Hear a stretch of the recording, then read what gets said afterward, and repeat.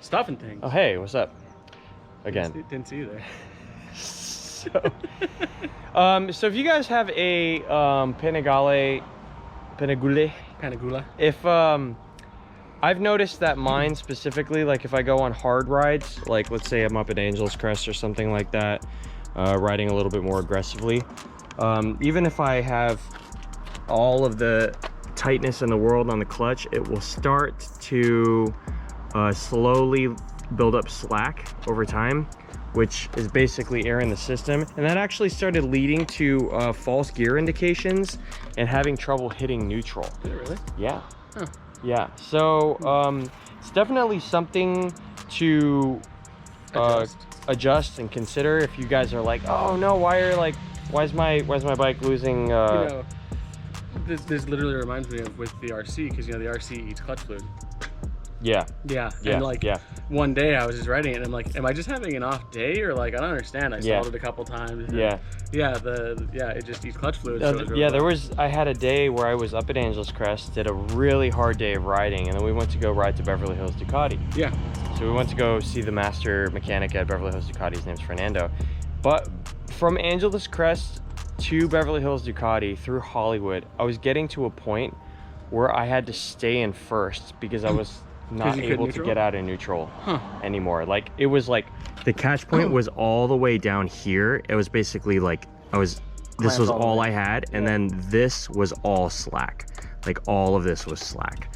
So that's crazy. Yeah, so basically we're gonna show you really quick how to solve that. You don't need a mechanic. I did learn this from the master mechanic. Thank you, Fernando, at Beverly Hills Ducati. What you do need, however, cloth, 11 mil. Yeah.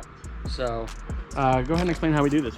Yeah, so basically what we're gonna do here is we're gonna pull the little nipple cover off of the clutch bleed. I'm gonna put that in my pocket so I don't lose it. Good idea.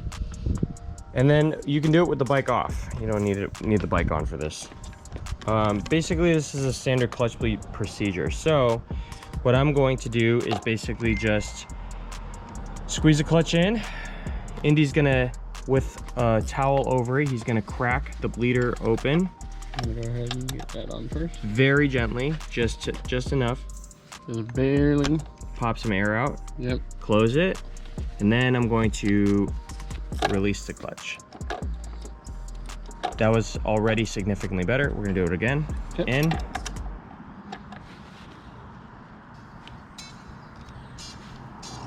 Out. Yep. And that looks a lot better already. Yeah. Yeah. And then we can do, I would say probably one more time. One more? You got it. And you just got to be careful too, because you're gonna have brake fluid, clutch fluid. Yeah, popping out for sure. Yeah, so you definitely want to make sure you're covered. You can see we are getting some out of there. That's definitely better. Yeah. Yeah. And you can see just by holding that towel over it, there's nothing anywhere, you know? Yeah. It all goes straight in. Yeah. And you know, because you're gonna want to be sure to just clean this with some water. Yeah. After, if you get some fluid out.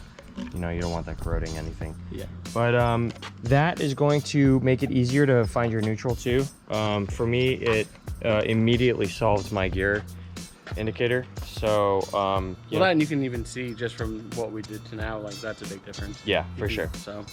So let us know if that was helpful for you guys. It was definitely kind of a super eye-opening thing for me. Yeah. Yeah. Don't be afraid to do that. Because it's otherwise, if you go to hopefully you guys have cool mechanics and they're like, oh yeah, don't worry about it, just do this. But I know some mechanics who would charge you for that. So let us know what you guys thought of the video in the comments down below, and if you liked the video, please make sure to like, subscribe, ring the notification bell. We'll see you in the next one. And we appreciate you guys.